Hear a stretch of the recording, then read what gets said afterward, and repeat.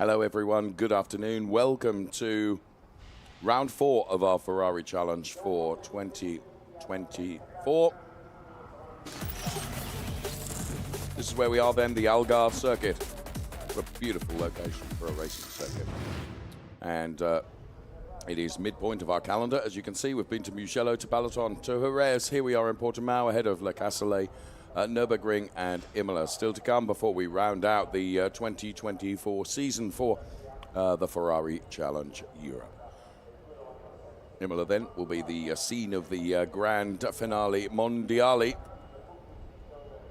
On the Portimão circuit then, it's a difficult one for our drivers because it's more undulating than you would think, and very technical as well. Here it is in our animation then. And as you can see, with the exception of the very, very long start finish straight from turn 15 through to turn number 1, it's almost a kilometre long. The rest of the lap is very, very busy indeed, and hardly a moment for the drivers to relax. And weather conditions here at the moment absolutely lovely. Air temperature 23 degrees, track temperature 41 degrees, and about 17 kilometers per hour of wind to just take the edge off the temperature at the moment. So really rather lovely. And as you can see, the turbine's working nicely, as is the Ferrari 488 Challenge car of Fabrizio Fontana, because he starts pole position within class. Let me explain. We have two classes of racing in this race. We have the Coppa drivers driving the new 296 car, and the 488, having been such a successful car, is also racing in its own class as well, and Fabrizio Fontana pole position for him in that class. Henry Hassi tried to get pole position today, but losing out by 1/1000. He starts from P2, and he's the car that we look at right now, the Kessel driver. And the person that put it on pole position is Manuel Agosna. Did so for the Ineco Rapata Corsa Ram team. Henry Hassi driving, of course, for Kessel Racing. So those are the drivers that will be going from the front row of grid for our Coppa Shell drivers. Here indeed is Manuel Agosna, who is our pole sitter, being talked to by Giorgio Sonagiotto, who is both team boss, driver coach, partner, multifaceted, multi-talented individual who juggles a lot of balls in terms of keeping everything in order, and he certainly has delivered a car and driver combo that worked in qualifying, because he took, that car took P1 under the guise of Manuel Agosna driving that car. So good stuff indeed. And there you can see that was precisely how Manuel Agosna did it, across the line by 1/1000th over Henry Hassi. What a qualifying performance it was, and well done to Manu. And there you can see confirmation of the classification, and the bit on the real right-hand side that I want you to look at is the 0.001, 1/1000th quicker than Henry Hassi. It was very close, Nico. It was the closest that it can be, and almost by definition the closest ever for a pole position in the Ferrari Challenge history. For Henry Hassi, that means he's got a familiar view, because he's been chasing Manuel Agosna for, it feels like, the last month or so, and he will have to do some more of that unless he manages to get past Manuel Agosna right at the start. But she will be steadfast in defense, as she has been throughout the season. When Henry Hassi has come calling, more often than not, she has held up. You're absolutely right. However, Henry will be absolutely determined. Lots of very determined drivers, including Tibor Valint. His son, Benz Valint, has just been on the podium in his Trofeo Pirelli race, where he took podium place. Benz Valint will be hoping, going from P5 on the grid, that he will be able to elevate himself a couple of positions and get into a provisional podium place. There's Thomas Gosner. Thomas Gosner going from P6 on the grid, and then we see the ever-enthusiastic Motohiko Isasaki with a big thumbs up from the Cornes Motoshiba driver. Absolutely determined to do well. Last year's Coppa Shell AM champion, Motohiko Isasaki. There's the von Skeltermar car. And let's get a lap of this Portimão circuit now with one Mr. Alexander Nussbaumer. Hi, my name is Alexander Nussbaumer. This weekend I drive Ferrari Challenge Coppa in Portimão. It's a very windy track, but the most important is the iconic track where the driver makes the difference. Hello on the track here in Portimão. We are on the main straight, down 280 kilometers. Hard braking, turn 1, shift down to 4th gear, then attack the curb in turn 1, flat out. Turn 3, very interesting, we are very, very slow. Turn right, and then it's like turn 4, it's very difficult. A short leaf, and then avoid to go out wide to hit the track limits. And then it's very interesting, flat out down to turn 5. It's a really hard braking at 100. You have to feel your rear in the car, don't lose the rear there. Then turn down in the 2nd gear and take all the speed out up to turn 6. You have to take a lot of running speed in turn 7 to make it in one turn to turn 8. And then it's a very interesting part in Portimão. It's up and down. You really have to have big balls and take all these up-downs flat. It's a very nice track. Turn 15, this is where the driver is the most important.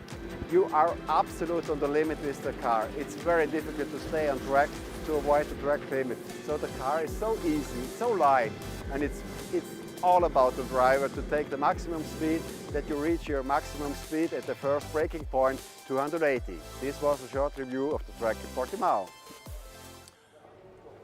Thank you very much to Alexander Nussbaumer, who, as he said there, you need to have big balls on your feet to make sure that you keep that accelerator pedal planted when you need to. So well done, and thanks to Alexander Nussbaumer for giving us a lap around this Portimão circuit. I tried.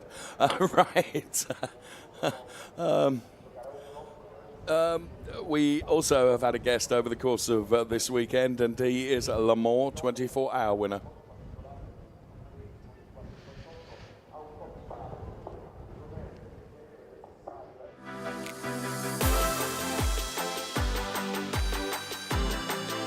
Still alive, the emotions of Le Mans, because it's a couple of weeks ago already, but every time that you see some image, so some videos or whatever, it gives you back to these emotions. For me, it's very important as well to celebrate with the Ferrari Challenge people, because it's part of the Ferrari passion, it's part of the Ferrari family. So we achieve a very big goal with the 24 Hours of Le Mans, but this also helps to all the people that is in the Ferrari Challenge to enjoy this moment, and today we can do this. Then the most important here is the passion that the people has in this championship. Here, racing with a Ferrari, with all involved as a Ferrari brand. Not only in racing, also in the paddock with some expositions of the road cars and all this. It gives you this emotion and this passion to all the people, and I think this is part of the Ferrari family.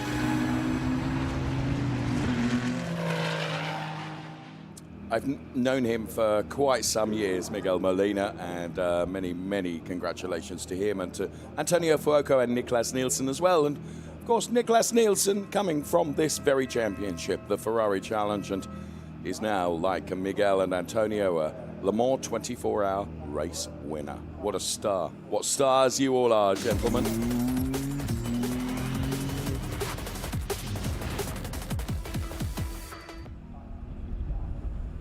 Right on cue then, the Richard Mille safety car will leave the grid in exactly 1 second from now. What about that for timing? And then the cars will leave on their formation lap, of course, side-by-side grid formation. A rolling start always in the Ferrari Challenge. We will, in due course, bring you the grid in full. And we will also be hearing from our pole position driver, Manuela Gosner. So guys, I'm here again with the second pole position here in Portimão, so hugely proud about my team and everyone who helped me to achieve this pole position, and I can't wait to fight again against Henry Alcid in the race. Rotiform pole position awarded to Manuela Gosner. Remind you who got that pole position by 1/1000th of a second. Well done, Manuela. Henry Hassid then P2, John Dillon P3, and Alexander Nussbaumer P4. As I said, we'll bring the grid in full as the cars are weaving from side to side to try and generate some early temperature into those tyres ahead of the start of the race. So remind you, the Ferrari Challenge Shell drivers drive with a yellow strip across the top of the windscreen, our 488s with a blue strip. So Manuela Gosner, Henry Hassid on the front row of the grid. Row 2 sees John Dillon and Alexander Nussbaumer, the guy that gave us his guided tour of this track a few moments ago. Then it's Tibor Valint and Thomas Gosner on row 3. To row 4, where we find Christoph Herney and Motohiko Isasaki, P7 and P8. P9 for Corinna Gosner with von Skeltermar alongside, driving from P10. Then it's Ray Acosta. And the best of our 488 drivers, Fabrizio Fontana, they share row 6. Tommy Lindroth and Alexei Komarov are on the 7th row, P13 and 14, ahead of Pino Frascaro and Ivan David Mari. Both of those drivers driving the 488 Challenge cars. So that's the way the grid has lined up. And Nico, the final race of what has been a really, really good race weekend here in Portimão for Ferrari Challenge. Yeah, absolutely. And yesterday's race was really, really what they call a barn burner. That was really something, and we expect nothing less than a repeat performance. Who will come out on top? It's way too early to tell, but we can't wait. New race duration for 2024, 30 minutes plus 1 lap. We give you even more value with this wonderful one-make series, the Ferrari Challenge, with these super racing cars and talented drivers then littering this fantastic tarmac at the Portimão circuit as we see our 488 cars. And there you can see the cars begin to line up in side-by-side grid formation.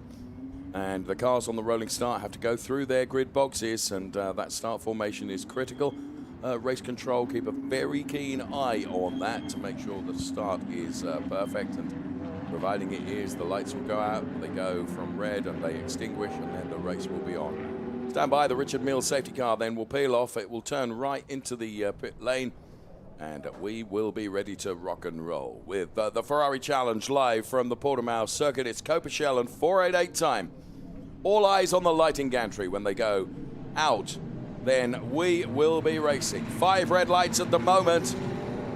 And now the lights are out. Let's go racing. Good move from John Dillon, trying at the start to get the better of Manuela Gosner. John Dillon has had a brilliant start, and he finds himself P1 at the moment, but Henry Hassid is taking a look around the outside. John Dillon, who has promised so much during the course of this race weekend, well, he usurps Manuela Gosner and puts himself into the lead of the race. Brilliant move early on from John Dillon then. The start is under investigation. I so hope that John didn't anticipate the lights going out as he leads Henry Hassid, and now Tibor Valint has got by Manuela Gosner as well. As you can see, Tibor dives to the inside, and Alexander Nussbaumer going by as well, but Manuela Gosner fighting back and getting both those red cars back again. So determination there from Manuela Gosner to ensure that she wrestles back that at least P3 position. Fabrizio Fontana leading in the 488s. Let's ride on board right now, and we can see what it's like from a being on board one of these 296 Challenge cars perspective then, as Alexander Nussbaumer will ride the telemetry as well, hard on the brakes, down into 3rd gear, rotate the car back on the throttle, carry as much speed as you can through this turn, 4th gear, 5th gear, very nearly 200 kilometers per hour before back on the brake again. Alexander Nussbaumer then we ride on board with, currently running in P4. You can see also from the track map exactly where Alexander Nussbaumer is on this track as well. John Dillon leading this race from Henry Hassid. Yeah, absolutely. And we said Henry Hassid doesn't want Manuela Gosner ahead of him. Well, he now's got John Dillon to chase down. But Manuela Gosner, you already said it, terrible start, dropped 4 places, but she made up 2 again, got back past Valint and Nussbaumer, and now she is the one chasing Henry Hassid. And possibly that's good news for John Dillon, that Henry Hassid will also have to have a look in his rearview mirror. And there is von Skeltermar in a Gosner sandwich, Corinna behind, Thomas ahead. Interesting development early in this race from top to bottom. And yes, Fabrizio Fontana leads in the 488s, Tommy Lindroth second, Pino Frascaro from P5 up to P3. Yeah, Yeah, good showing in the 488s, but John Dillon then cool, calm and collected into the hairpin. Manuela Gosner now trying to take the fight to Henry Hassid and wrestle back some, perhaps another place, and try and get this P2 and at least wrestle some additional points back, but we've still got a long way to go. 27.5 minutes in the Ferrari Challenge. Coppa Shell, race 2 of the weekend as we ride on board once again with Alexander Nussbaumer, who's running P4. So just kissing the apex there and running over the curbs. Alexander Nussbaumer with a completely different line to Manuela Gosner. In fact, Alexander Nussbaumer there as we rode on board there, losing a bit of the front end. It's just a slight mistake from Alexander Nussbaumer, perhaps. It's very, very rare you see that, but you'd be the first to admit that his line through that corner was not the orthodox one. No, and then car a little bit unsettled, and that certainly lost him a tenth or two. So that means he's not right at the back of Manuela Gosner, and that means she can look forward and try and get on terms with Henry Hassid. I think she's too far away to do something at the end of this straight, but we'll see. John Dillon certainly made the move and has made it stick. He didn't do the move yesterday, then the red flag came out, all was reset, and he didn't have another chance, but today he had, and he made the most of it. Let's take a look at the start again. Nico and John move early on. You don't think so? Somebody else here. See from the back end. Let's take a look at a different angle here. 2 wheels through the grid boxes, I'm sure here.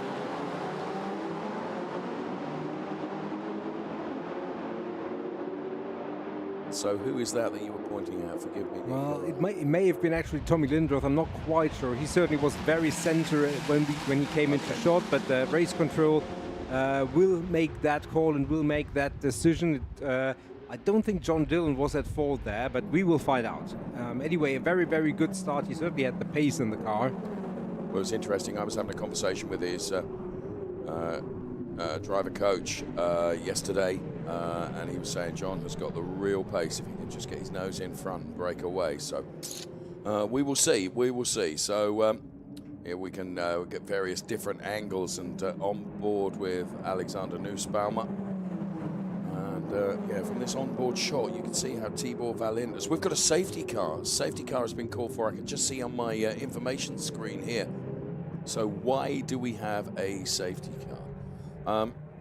We will see. And this in replay. Oh, there you can see that strife for the 219 car, the 488 car of Ivan David Mari.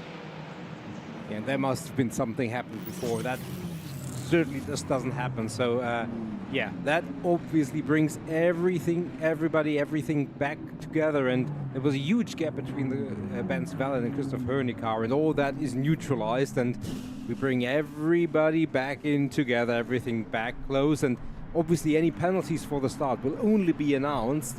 That's our general experience once the safety car comes in. So nobody can take an advantage of maybe being slow behind the safety car when it's a drive-through penalty, where that would be very easy to absorb. We don't do that. No, it's only when we go right back to race speed that you will be informed of if you did something wrong and you were a naughty driver. Okay. Right. In terms of Drivers' Championship, if everything were to stay the way it is at the moment, it would be Henry Hassid leading on 100 points, and John Dillon would be P2 on 77. Manuela Gosner just 1 point behind in 76. So John would vault Manuela Gosner in terms of the points table. However, we have still 23.5 minutes plus a lap to run in this race, and we are behind the safety car at the moment. So, yes, just before we saw the safety car come out, I was saying that I was talking to Sean, John Dillon's driver coach yesterday, and he was saying that John has definitely got the pace.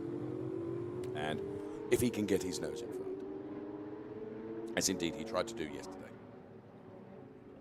he said if he can keep calm, which he is a calm driver, you know, he could be able to. We'll see. And I'm not going to preface anything. It's John Dillon leading from Henry Hassid and Manuela Gosner and Alexander Nussbaumer. Then Tibor Valint and Christoph Hörny And let's take a look at the movement chart here. John Dillon up 2 places, also up 2 places. Von Skeltermar down 2. Manuel Agostner, of course, who had a torrid start. Up 1, Christoph Herney. And down 1, Thomas Gostner. There you go. Sounded like a DJ then, with the chart rundown.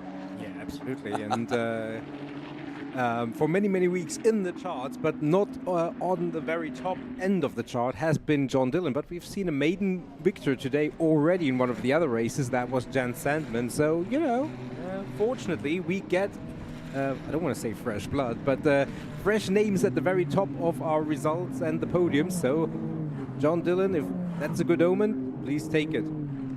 So, 22 minutes plus a lap as we see the cars trying to keep temperature into the tyres. It's the Ivan David Mari car that is having to be recovered, and in the 488 championships it would be Fabrizio Fontana on 134 points, Tommy Lindroth on 82 if the race were to finish right now, which of course it won't, with 21 minutes and 3/4, and you could just see from that camera shot that they were already recovering the Ivan David Mari car. So maybe the conclusion of this lap plus one more, and then we will see this safety car come in. I think it's not going to be probably this lap, but I could be wrong. I've been proven wrong on too many times in the past, so we will see.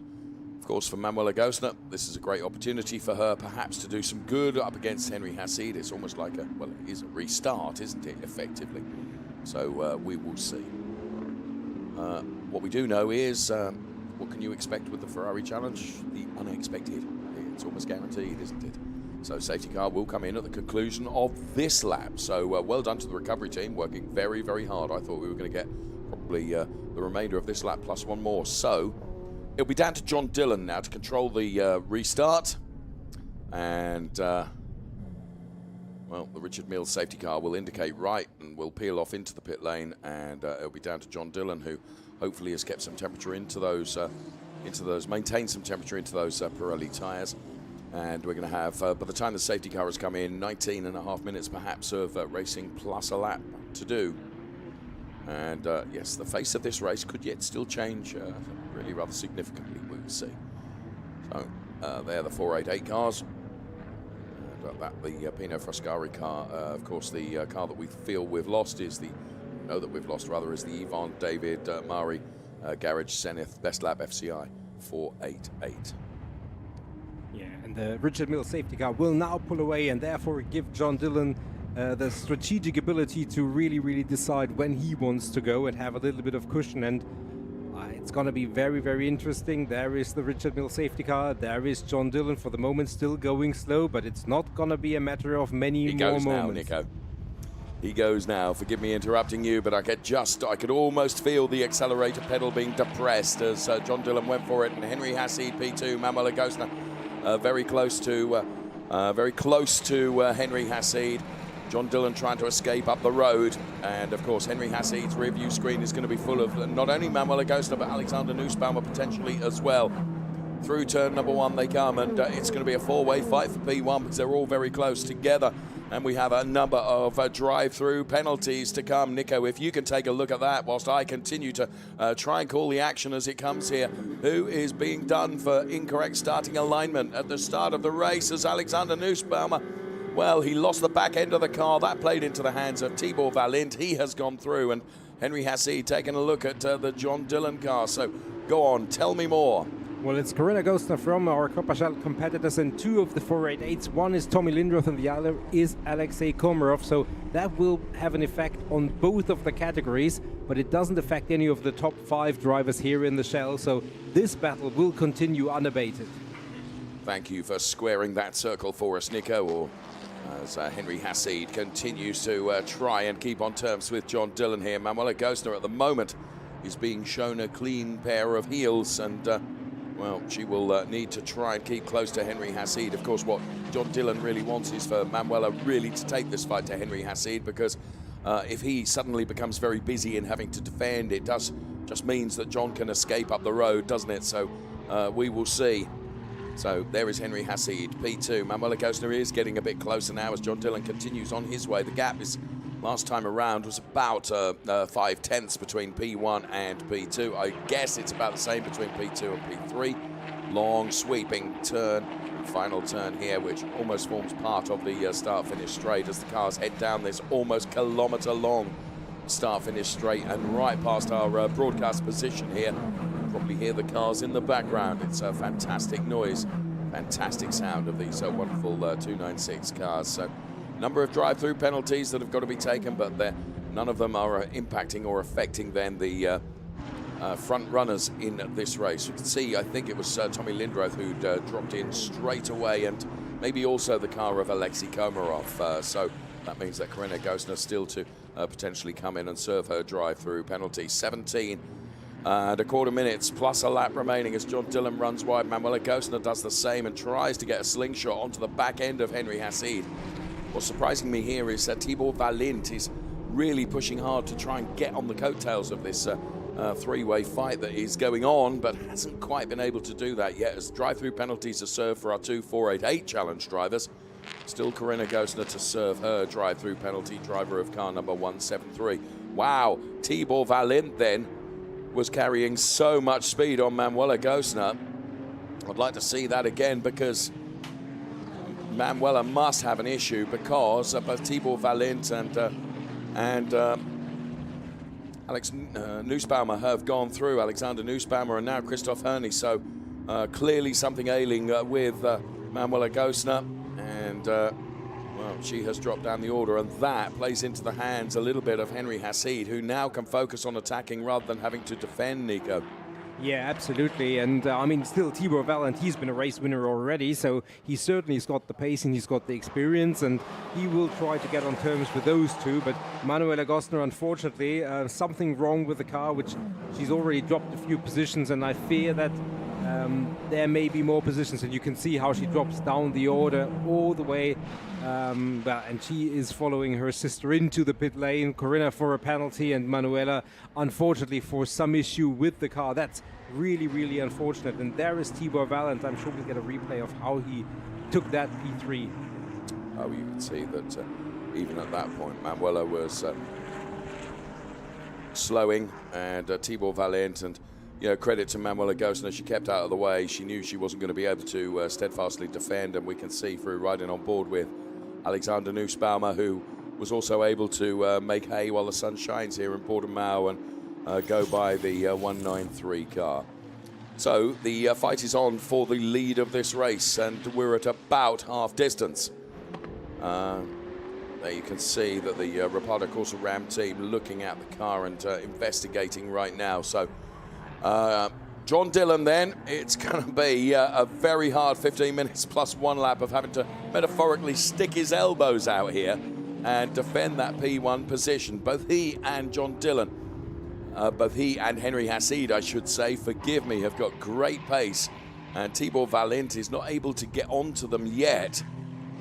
And it goes from bad to worse for the Scuderia Prague driver Alexei Komarov in the 488, because he's going to get a time penalty of plus 10 seconds for actually speeding in the pit lane to serving his drive-through penalty. So he took it too quickly in the pit lane, and, well, Manuela Gosner is out of the car. So obviously Right. Let's see as John Dillon protects that inside line but runs a bit wide. Henry Hassid tries to get right alongside, and there's just a bit of a touch between the two of them, and Henry Hassid goes through, and John Dillon is, well, relegated to P2. So it is Hassid from Dillon from Tibor Valint.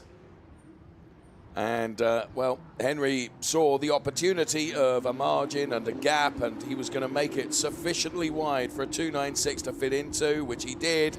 Yeah, there was a little touch between the two of them, but they do say that rubbing is racing, and, well, he is through and undoubtedly now appears to have the pace. But John Dillon will try and come back and take back what he will feel is rightly his. Take a look at this, Nico.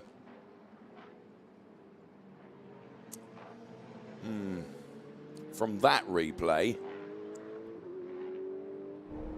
I'm glad that I am merely a TV voice, and I'll tell you what, that was a big save from John Dillon. Yeah, definitely, and certainly race control will have a look, and indeed we get the information that they have a look, and well, you know, John Dillon is not taking this line down, and he has closed the gap again, and Credit to him. he had the pace all through the race yesterday, he's shown the pace today, and well, you know, Henry Hassid, you're through, but you're not up the road. There is still 12.5 minutes plus 1 lap, and race control taking a look at that, investigating that coming together between the two of them. So John, is he going to take a look at the inside now? There you can see confirmation of the time penalty of 10 seconds for car number 211, which is Alexei Komarov for speeding in the pit lane, taking his drive-through penalty, which is curious. But there's Motohiko Isasaki and Ray Acosta. They're running P8 and P9. Just ahead of them is Thomas Gosner. And there, Henry Hassid breaking into the hairpin, and John Dillon just getting up a bit closer to Henry Hassid. He runs wider than John Dillon as they climb up the hill. And that incident in turn 3 between these two drivers, P1 and P2, is under investigation. Let's get the telemetry then for them and the speed for them. John Dillon accelerating, and as you can see, they're both running in 4th gear right now and up to 217 kilometers per hour. When the figures go from green to red, they go from acceleration to deceleration. And it's great to be able to bring you this between the P1 and P2 drivers, and they're a very, very disappointed Manuel Gosner, who of course is out of the race, having started the race on pole position, having earned that pole position by 1/1000 from Henry Hassid. And there is our P2 driver, John Dillon, who initially really took this fight back to Henry Hassid, but now I just get the impression, Nico, that Henry Hassid is beginning to stretch his legs a little bit, and has got a sufficient gap over John Dillon. Last time over the timing line it was 1 second. Well, it stays that at the moment, so John is not letting this go. And I'll tell you what, Alexander Nussbaumer is really reeling in Tibor Valent now. And he looks to the inside, and well, we can see in the two-box image that we were able to give you that it's Benz Valent watching on along with Vitantonio Liuzzi. And Nico, car number 167, I can tell you from the information that I have on my screen, car number 167 is going to get a time penalty of 10 seconds for causing a collision. So that means that Henry Hassid has got to be at least 10 seconds up the road from John Dillon. Well, we've got 10 minutes remaining. That would mean he has to make up 9.3 seconds. So I dare say that as we focus for the moment still on this battle which happens on the track, and Alexander Nussbaumer, you said it, he is really reeling in Tibor Valent, who for a stretch was very quick after the restart, but now he doesn't seem to have the pace to get up the road from Alexander Nussbaumer, so a little bit of a role reversal. Dare I say that, barring any disaster, I think John Dillon now is in the driver's seat, quite literally, for potentially his first race win. But it is 10 minutes in a lap, and a lot can happen. Oh, can't it just? And I suspect that he's being told on the radio, look, don't chase down Henry Hassid too hard, but just make sure you keep within a window of him so that he isn't able to take this gap and increase this gap. Should also be aware of the fact that you know, Henry will be well aware of this as well, and he will try and break away. But if John can stay with him, then, you know, basically, as you said, you did the calculation based on the gap between the two of them, which actually is coming down as John Dillon is continuing to fight here. You know, Henry has got to find 9.5 seconds gap over less than 9 minutes plus 1 lap of the race. So it's going to be a tall order as von Skeltermar dives to the inside here of Christoph Herney. Christoph Herney tries to come back on the switchback, but has to break out of that because that could have been a collision. So it's a creditable P5 for von Skeltermar. And now Thomas Gosner is taking a look as well, and you have Motohiko Isasaki and Ray Acosta right behind them. Yeah, and realistically, you have to add that Henry Hassid, obviously, by dropping 10 seconds, he's more in the range of von Skeltermar for the time being. So actually, provisionally and virtually, von Skeltermar is running in P4 because his deficit against Henry Hassid is 9.4 seconds. So, you know, that's actually where also an incentive for those drivers. I mean, Dillon, Valent, Nussbaumer, they're all within the next 5 seconds of Henry Hassid. So for the time being, they would certainly be elevated. But for the likes of Skeltema, Herney, Thomas Ghostner, they're in that range of 10 seconds for the moment.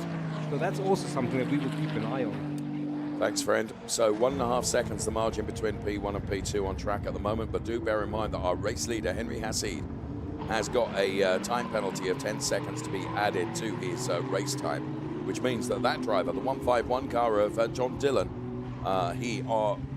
would be the race winner if everything stood and stands the way it is right now.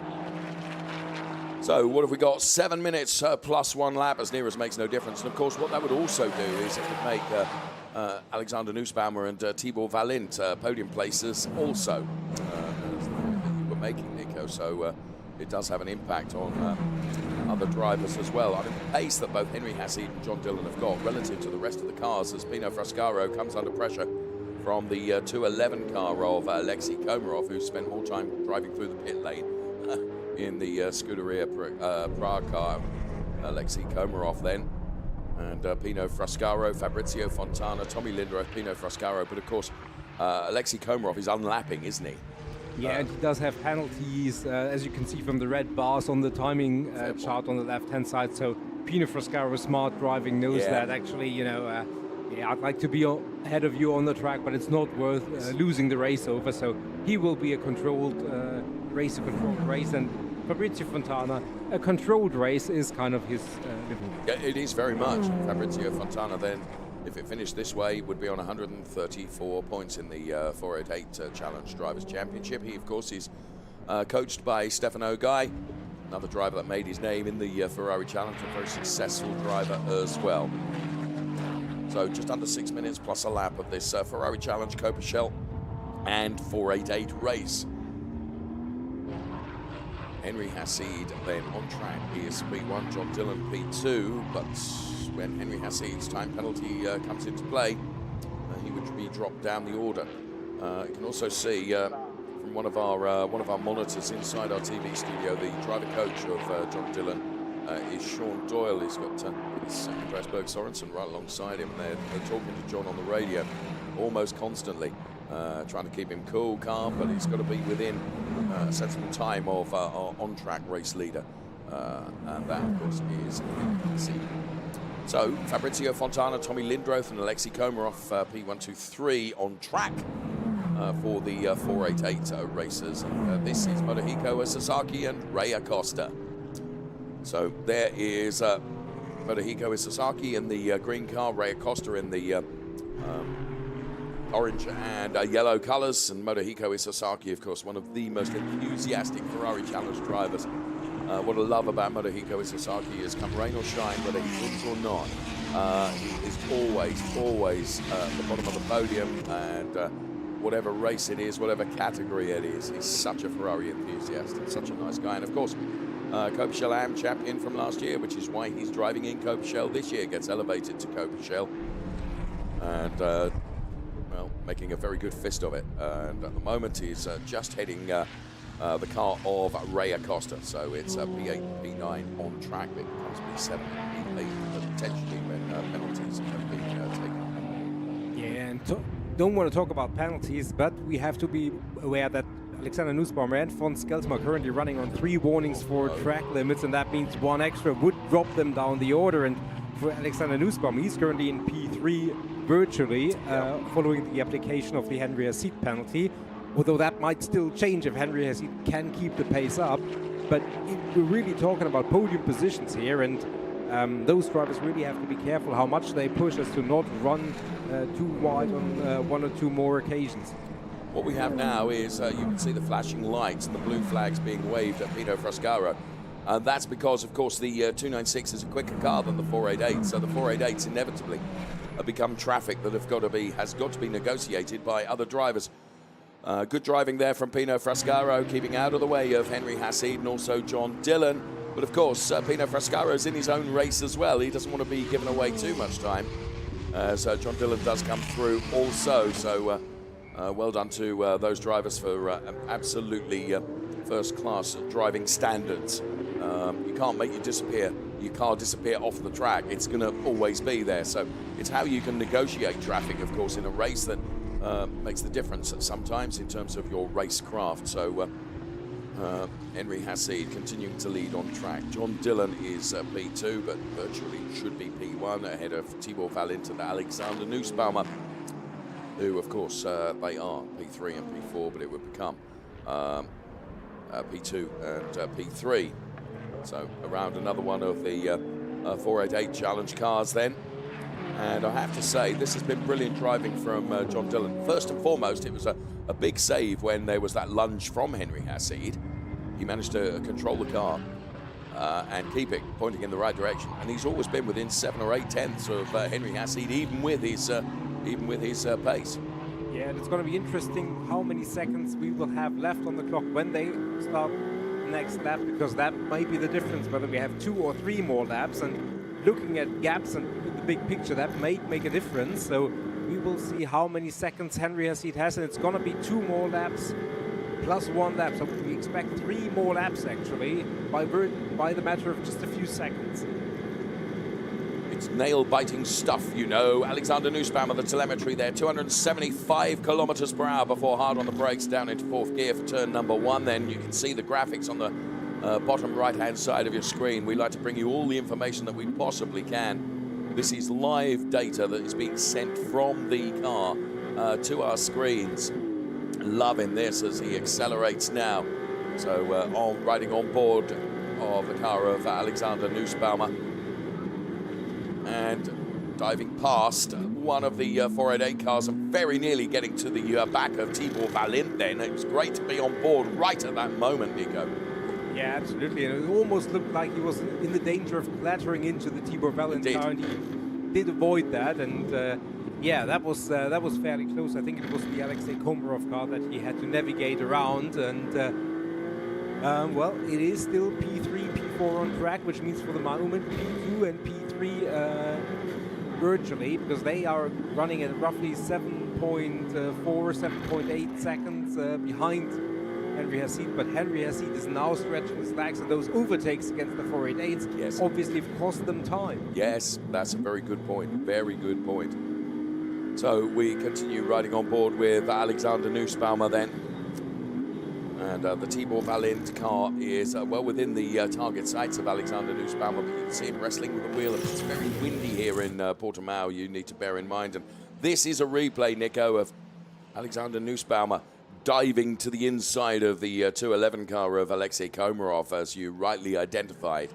And he had to really rotate the car and scrub the speed off, which he did. And he was able to continue on his way. Meantime, Henry Hassid continues to find his way past the 488 Challenge cars. I think that's the car of Tommy Lindroth that Henry Hassid and John Dillon are getting by right now. So the clock has counted down to 0. So when they complete this lap, there will be 1 more lap, because the race duration now in the Ferrari Challenge for 2024 is von Skelterma and Thomas Goster are in something of a fight here. The new race duration, 30 minutes plus 1 lap. Thomas Goster taking a look at the inside of von Skelterma here as they run into the hairpin. And, well, there was a touch between the 2 of them. And it has to be said that they have had their fights on track prior to this. And the battles continue, Nico. Yeah, absolutely. The battles continue. Von Skelterma stationary, almost stationary. Didn't get out of that turn. Now, did it affect the car long term, or was that a momentary delay to his progress? We will find out. Certainly didn't help overall, and he will probably feel like that was an unnecessary move, but race control will decide that, and we can focus on what Henry Hassid is doing. Well, yeah, fair enough. Race control immediately says, well, we'll have a look at that, and there is confirmation on the screen. Last sector time, Alexander Nussbaumer was 10.005 seconds behind Henry Hassid. So this is for a podium position, remember. Let's take a look at this replay here. So, well, that was Pino Frascaro and von Skelterma.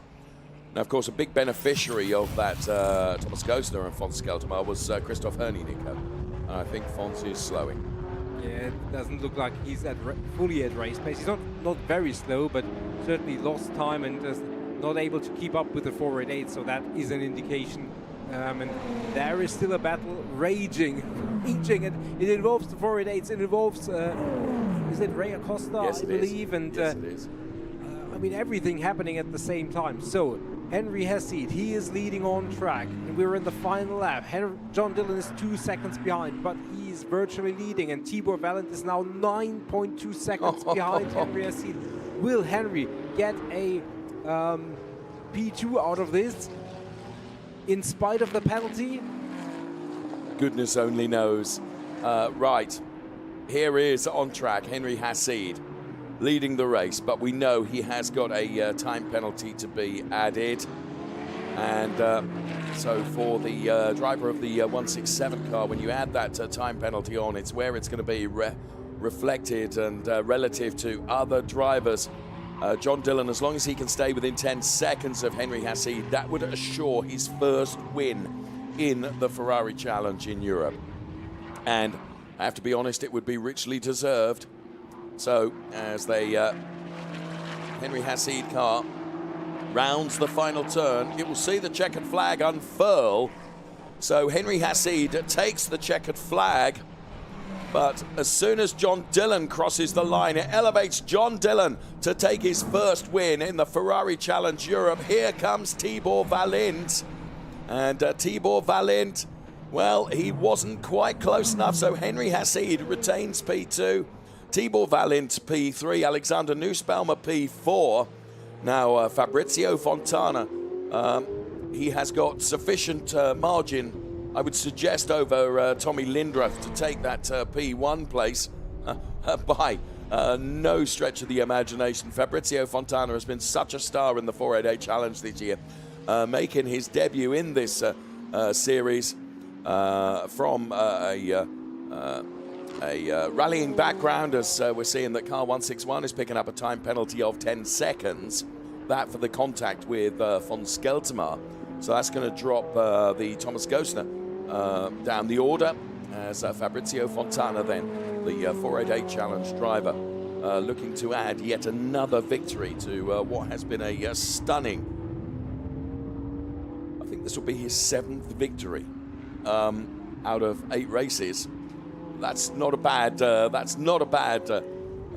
record to hold. And actually, when he didn't win, he took P2. So, you know, I think I'd be satisfied with that. And here is Fabrizio Fontana then heading towards the checkered flag.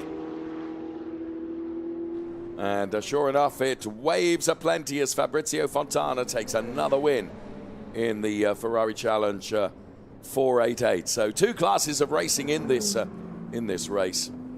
John Dillon is a Ferrari Challenge Coppa Shell race winner in Europe. Well done, John Dillon. A very, very interesting and fascinating race with lots of drama, lots of changes. And I have to say, Henry Hesseed, yes, he was penalized for that contact, but he drove like a demon afterwards and stretched his legs and built a gap, and it was just enough to hold on to P2. And I have to say, I was really, really impressed when there was contact between the two of them. John Dillon had to really save that car, and he did. And he kept cool, you know, and, it's a delight to see. It really is. And richly deserved. There is Henry Hesseed out of the car. I mean, he is, without question, an outstanding driver.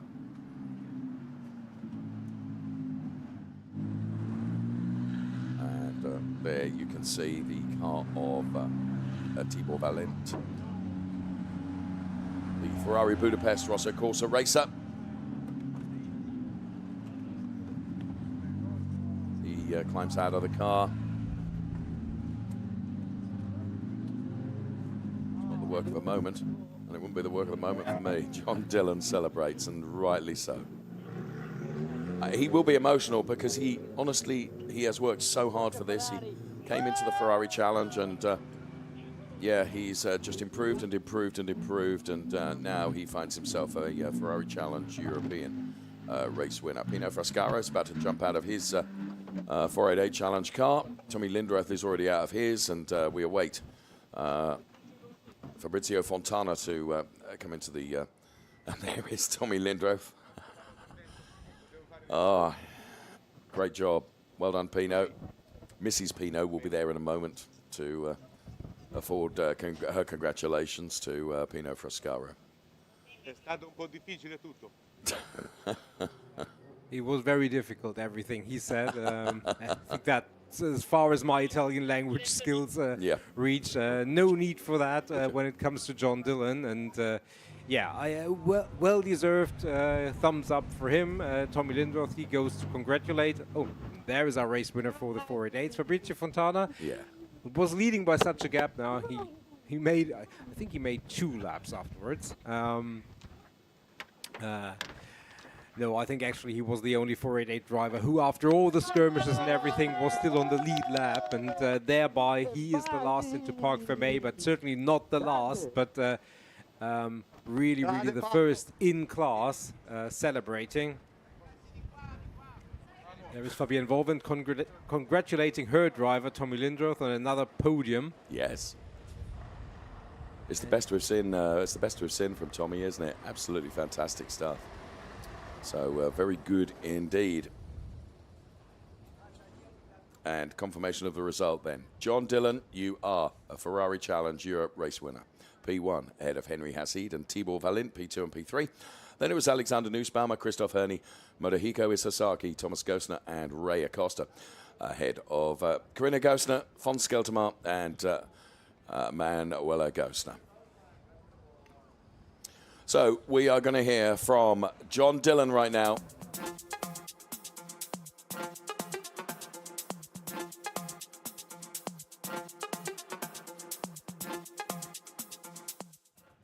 John, congratulations. What an incredible race. As your teammate said, P1, P1. Yes, amazing. I just want to thank my team, my engineer, Christoph, Francesco, my mechanic, my driver coach this weekend. Oh, I'm feeling like it was a long time coming, you know, and it's P1 now. You know, the start was exceptional. I've not been too bad at starts. Then I thought I could keep my head down, just keep hitting the apexes, you know, and driving out. It should be good. Yeah, I think I got a little bit in my mirrors with Henry, sort of like mid-stint. Then he forced me off the track. I think it's a fair penalty, which, you know, promoted me to P1.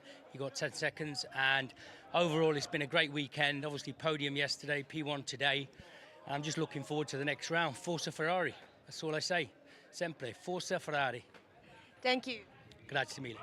He's emotional, and he deserves to be, and well done, John. Thrilled for you. We will also be talking to Fabrizio Fontana, who, of course, is our 488 Challenge race winner. Fabrizio, another time here together. You made a perfect weekend here at Portimão circuit. Can we say? It's fantastic. I work hard. Hard work in this weekend. I had a great feeling with the car, and thanks everybody. Yes, yes. Thank you. Well done to Fabrizio Fontana. Take a look at the highlights then, and what a start it was from John Dillon. He got the better of Manuela Gosner and Henry Hassid right at the start of the race and put it P1. Henry Hassid tracking him for all he was worth, and we rode on board with Alexander Nussbaumer here. John Dillon going through and maintaining that P1 position whilst all heck was going on behind, that's for sure. Manuela Gosner, the big loser at the start of the race. Thibaut Valint diving to the inside, and Manuela Gosner keeping her cool there and actually coming back on Alexander Nussbaumer and Thibaut Valint and getting back into P3. A couple of drivers from the 488 having to take a drive-through penalty, and Philip Barron was there gesticulating at Tommy as he took his drive-through penalty. And sorry for laughing, but it was just funny to watch. We ride on board with Alexander Nussbaumer then as Manuela Gosner befell woes, and unfortunately it would be the end of her race. And, well, this was a moment that really changed the race as Henry Hassid just clattered into John Dillon. John Dillon kept with Henry for much of the remainder of the race, and von Skeltmar diving to the inside here of Christoph Herney, and Christoph Herney trying to come back on the inside on the switchback, and Alexei Komarov and Pino Frascaro almost traded a bit of paint, but didn't. And yeah, von Skeltmar and Pino did trade some paint, and Henry Hassid on track would take the win, but John Dillon would actually take the win after the penalty that Henry Hassid picked up. So there we have it. Race statistics then. There were in Coppa Shell 23 overtakes and 6 in the 488s. Best progress, Ray Acosta for Coppa Shell, Pino Frascaro for the 488 challenge. And up next, we will be heading up to the dulcet tones of Michele Mambelli, who will be bringing the drivers out for their podium.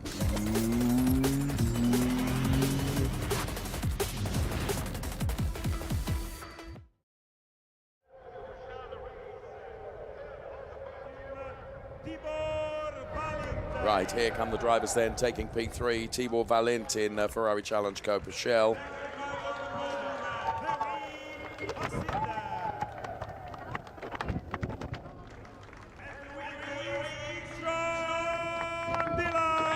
And the race winner is John Dillon.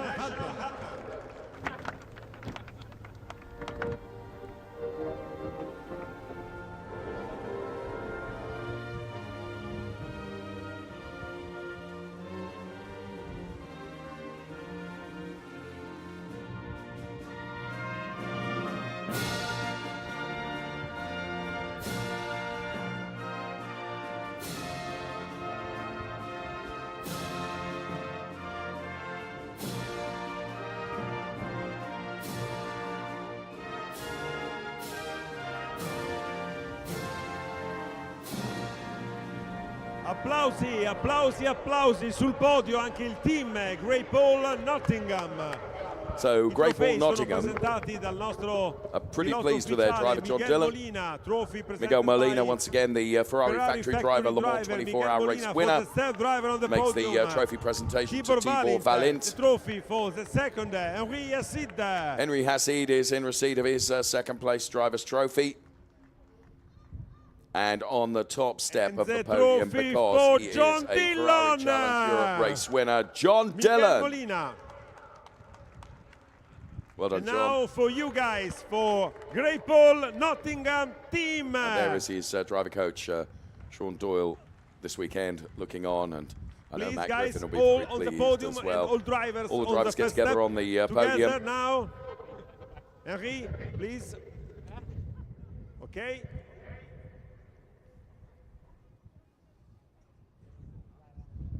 Okay. So photographs taken. Now, who will win the champagne race? It's got to be JD. Come on. Indeed it is. So well done. Super slow-mos then of the top three. Tibor Valint taking P3 for Ferrari Budapest and Rosso Corsa. For Kessel Racing, it's Henry Hassid P2.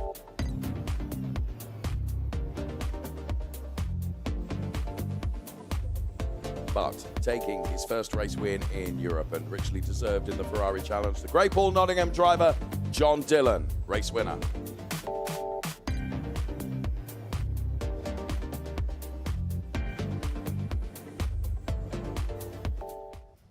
Drivers' Championship standings look this way today. Henry Hassid is leading by 25 points over John Dillon, who moves up one place in the Drivers' Championship. To P2, Manuel Agosta relegated to P3, so all to play for in the second half of this Ferrari Challenge season of 2024. The drivers, of course, from here will be heading off to Le Castellet in the South France 3 weeks' time for the next round of the Ferrari Challenge. Meantime, we do have a 488 Challenge podium to come. Taking P3, here comes Pino Frascaro.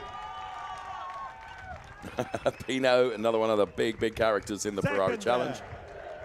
Tommy Lindroth. Taking P2, also equally big character, is Tommy Lindroth. And the winner is from Italy, Fabrizio Fontana on the top step of the podium. Not for the first time. Italian national And here comes the anthem. national anthem.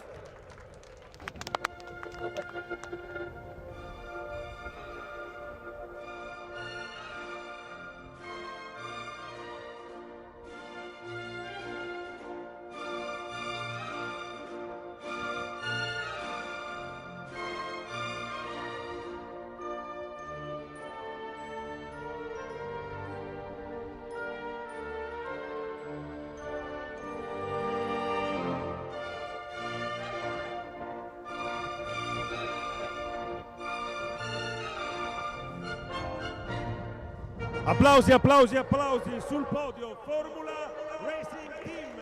So Formula Racing will be represented on the podium, of course, because they engineer the car of Fabrizio Fontana.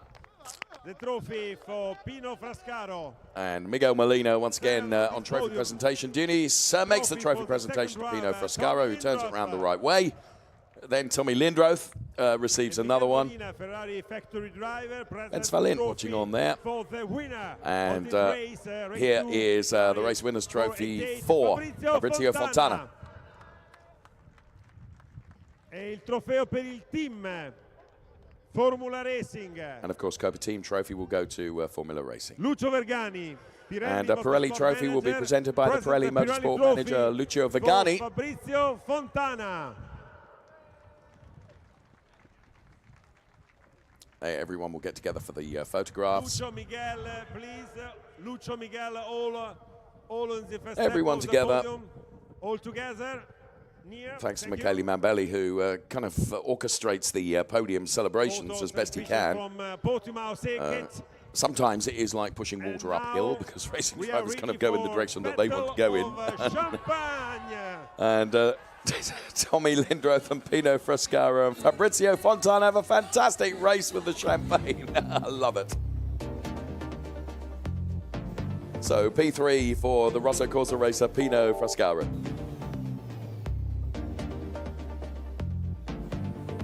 P2 for the driver from Go Motorsport and the Baron Racing team, Tommy Lindroth. And P1 for the Formula Racing driver, Fabrizio Fontana.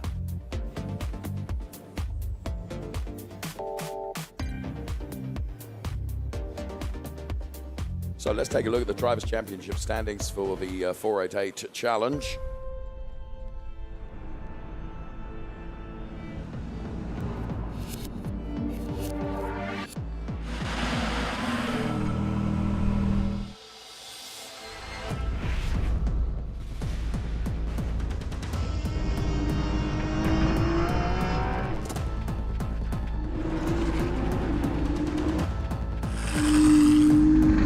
Highlights then of our weekend here in Portimão before we bring you the driver standings in the 488 Challenge Championship.